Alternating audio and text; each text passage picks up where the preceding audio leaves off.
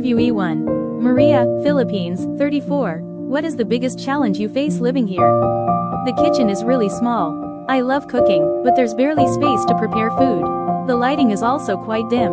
How about ventilation? It gets stuffy, especially in the afternoon. The air doesn't move much, so I usually keep the fan running all day. If you could redesign your home, what would you change first? Brighter lighting, and just a little more space to move around. Maybe a small corner where I can relax and read. Ahmed, Egypt, 41. How do the surroundings affect your daily life? Some corridors stay dark at night, so I walk quickly when I come home late. Inside my unit, the heat builds up fast and the room feels heavy. A bit more natural light would change everything. Sophia, Brazil, 27. How does your home influence your work? My unit doesn't get much daylight, so I rely on lamps even during the morning. The space is tight with my design equipment around me. I dream of a brighter, calmer corner to work in.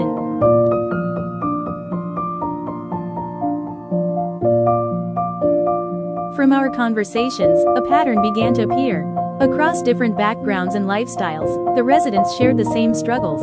Spaces that were too small, light that never seemed enough, and air that barely moved. Above all, each of them hoped for a home that felt safer, brighter, and more comfortable. We chose Ahmed's home for our design simulation. His biggest concerns were safety at night, poor ventilation, and a living space that heats up quickly. Using these insights, we asked the AI to reimagine his unit, not as a luxury home, but as a brighter, safer, and more breathable space that fits his family's daily life.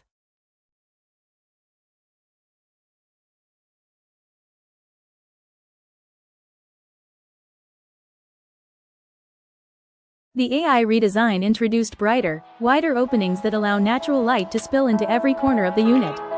The previously dim living area now feels open and breathable, with a layout that encourages airflow to move naturally from the front windows to the back of the home. Additional lighting along the entrance corridor improves visibility and safety during the night, especially for Ahmed's children who often walk through the hallway in low light conditions. With cooler temperatures, better ventilation, and a more comfortable communal space, the redesigned home now supports healthier daily routines and gives Ahmed's family a living environment that feels calmer, safer, and far more welcoming.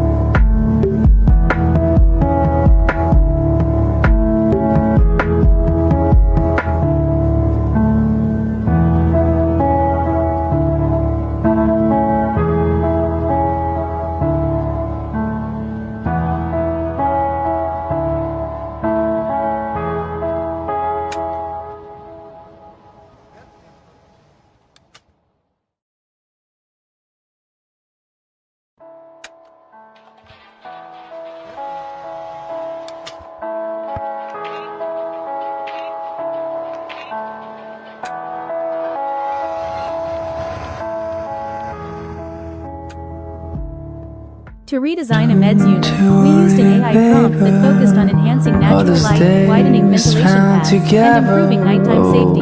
Our prompt specified, transform a low-income apartment into a brighter, safer family home.